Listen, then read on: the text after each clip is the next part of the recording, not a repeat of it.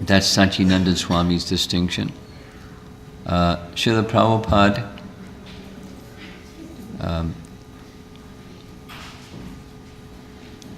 expresses it this way. It's a feeling of self-identity as being Krishna's eternal servant. Now, the mind is where the conception is carried, right, in Bhagavad Gita? The mind carries different conceptions of life, just like air carries aromas. Yes? And then there's what you feel about that. Now, that's certainly a function of the mind also, thinking, feeling. But the heart is, at a deeper level. I am Krishna's eternal servant. Not just a passing thought, but how you feel about yourself and your relationship with Krishna. Here's another subtle distinction. Rupa Goswami and Jiva Goswami express it this way. Rupa Goswami is his key verse, Anyabhilasha Shunyam Jnana Karmadya Navratam.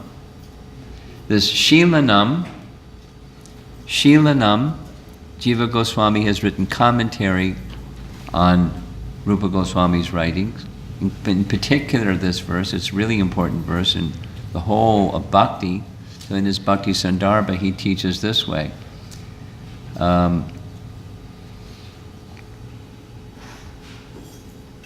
Excuse me, we're not at Jiva Goswami yet. The highest bhakti is defined as continuous service or emotions, because Shilanam is not just behavior, but it's also emotions directed towards Krishna. So you have a feeling, oh, I have no feelings. That's a feeling. Direct that to Krishna. Direct everything to Krishna. Jiva Goswami says like this. This is his commentary on this verse. Anushilanam must be understood only through the sense of its verbal root. Now, I'm not a Sanskrit scholar by any means, but I've learned a few things, and dhatu, or verbal root, is the way to understand the meanings of words. So to understand Anushilanam, its dhatu is shil. The significance of the verbal root shil is twofold. Pravriti and nivriti. Pravriti, atmaka, expresses action, such as worship, practice, service, and the non-active portion of shil, or absorption, is on the mind level. So when you're doing worship or practice or service, there's something you do with your body, but there's also something you do in the non-active level. That's the mind, the attitude, the heart.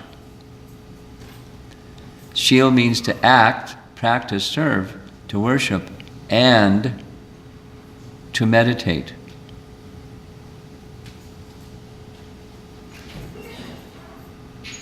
Mindfulness. And there's elements to mindfulness. But there's a behavior, the active part, and there's the inactive part. So the inactive, both have to be directed towards Krishna. Shil has two distinct meanings. One meaning non-active, that's samadhi or contemplation. The other means is active. Hearing attentively, perceiving, cultivating. So samadhi is a mature stage. That's the mind absorbed in something. Deep contemplation. And it's a cultivation over time to deeply contemplate on anything.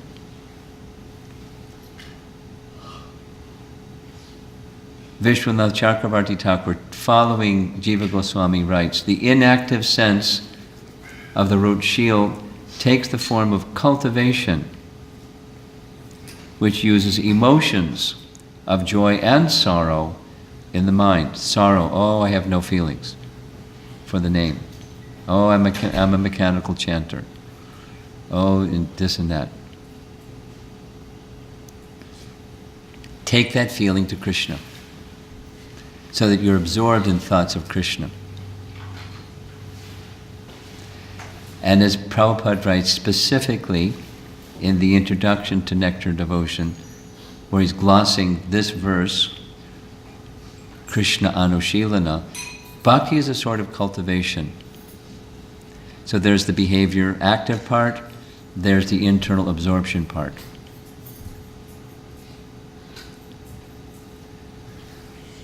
I mentioned already, here's the image, this image of, this comes from our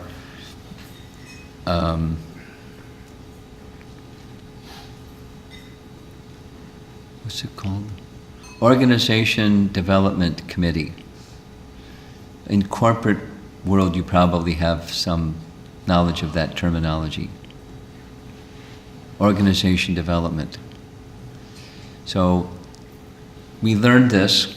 This is from the people out there that do cultural engineering. They want to move groups of people from this to that culture. Just go, back to Macaulay.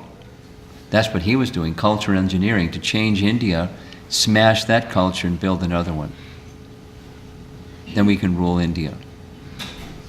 So the iceberg example is, there's a tip of the iceberg, and what people that do this professionally in an organization, a corporation, or whatever, in a nation, there's the behaviors or symbols or anything that you can directly connect with your senses on the sensory level. Those are artifacts, or the tip of the iceberg. And below the tip of the iceberg is values that you can state, like, don't lie, say please and thank you, and things that you make statements about a behavior or group or a person or an organization. You make your mission statement. You have official beliefs. We believe in da-da-da-da-da-da.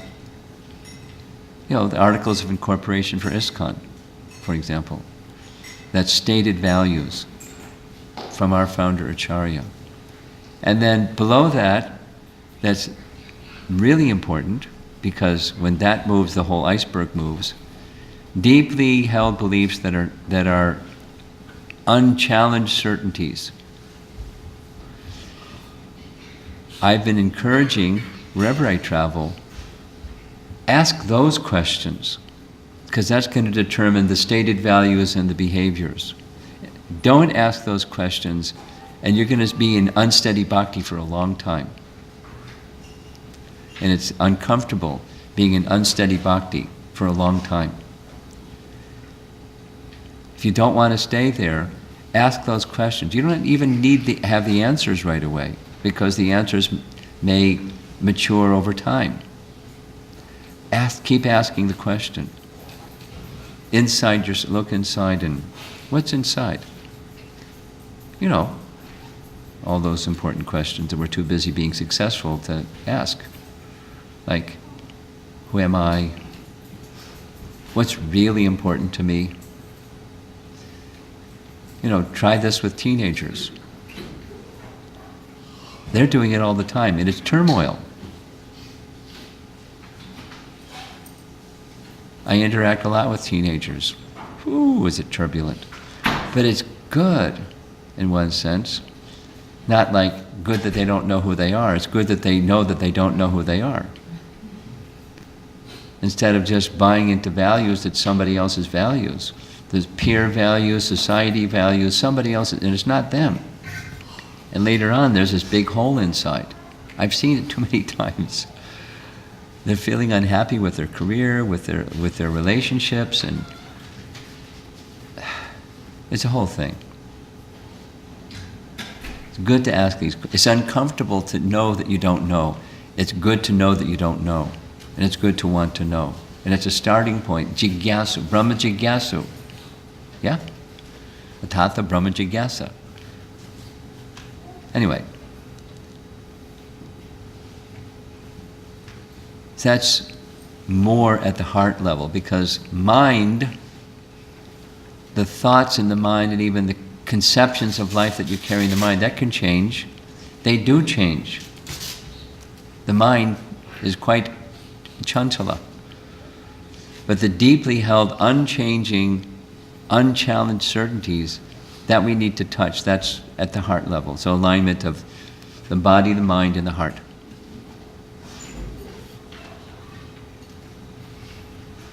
Lord Macaulay again, he wanted to do cultural engineering, change out their values. In China, they have a similar program. I won't go into it because of the public situation here. But, they're determined. The ruling party is very determined to do cultural engineering. And they're very systematic. They're really on top of it. And the population growth is expanding so much, and the affluence is expanding so much.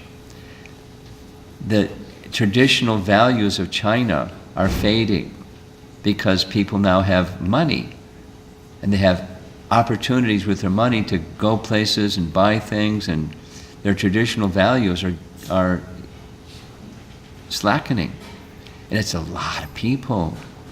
So how do you control all those people when they're becoming westernized? The government is trying to bring people back to traditional Chinese values and culture and Confucius and Lao Tzu and all of that very, very strongly. And very intelligently, they're exporting Confucius schools all over the world. Yes? Yes. It's very popular in America. A growing industry. And it's a very clever way. In Canada, I don't know if I should get into politics, Canada banned it because they looked at the curriculum and they said they're just bringing in communism to their Confucius schools. Not just atheism, but communism. So they don't allow Confucius schools. America is very popular. Watch. Systematic establishing of certain values and deeply held beliefs. Watch. It's effective. They're very smart in many ways. So we have somebody smarter. Eternally awakening our alignment of body, mind, and words to the name. And that's what we're attempting to do here together. Any other question? It's now already 6:30. Great. So I think what I'm going to do is do two things. Three things. I'm going to show this little 3-minute video. Probably going to need your help.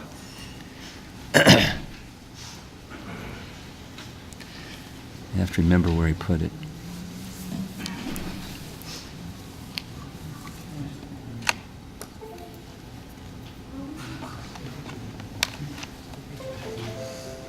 Since technology is so compatible to ISKCON Phoenix, I'm sure it'll work very quickly.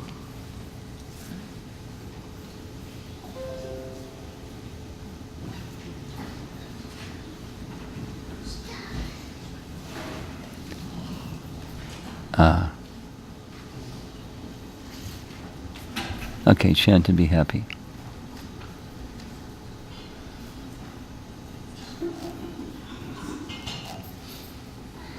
No, that's the document. Where'd my mouse go?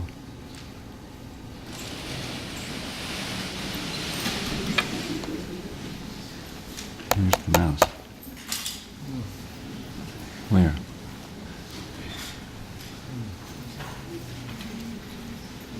Can you click Alt Tab?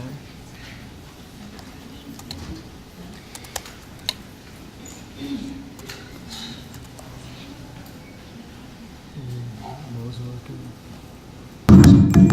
Stall for some time. While I don't even know where I put it.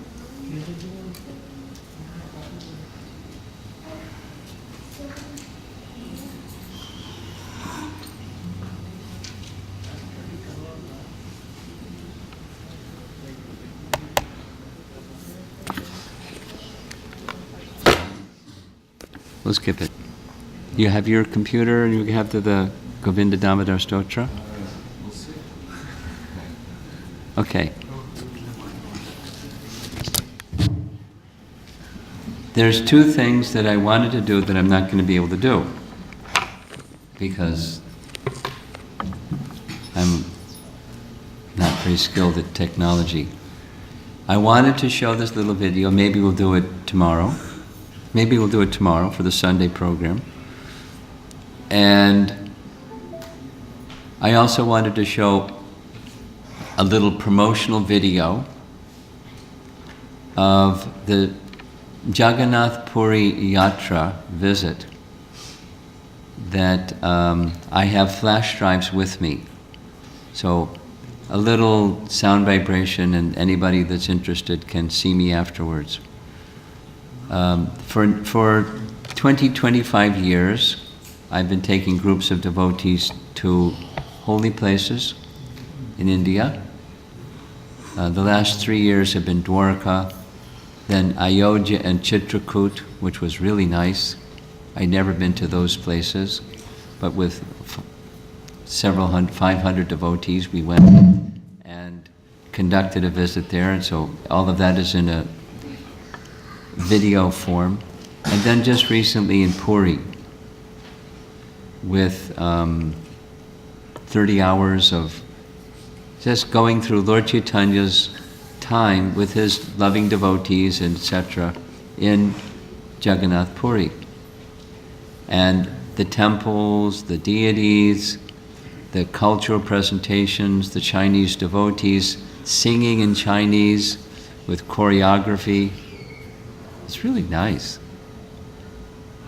So, if you're interested, you can come and receive one. There's a donation requested that helps cover the cost of the flash drive itself and the production, and to assist in some service that I'm doing for ISKCON. So if you're interested, come see me. And the technology is working now. So while this is beginning, I'm going to sit here and here's what I'll do. I have some Mahaprasadam from the Detroit temple, Radha Kunja Bihari. That's where I was before here this weekend. So I'm going to come around and give you each a piece of Mahaprasadam. Just put your right hand out and smile, and everything will be nice. And I'll carry with me some flash drive. If you want one, just indicate.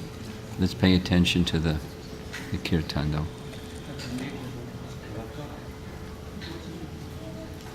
What do you need?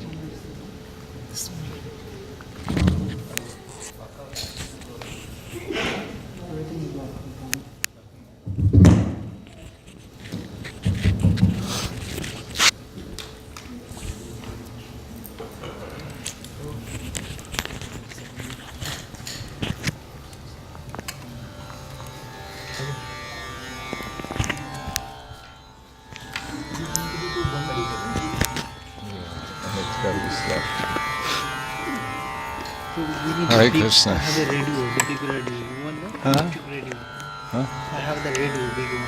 You want that? Oh, you can bring? Yeah. Just give a small introduction about this. Yeah, well.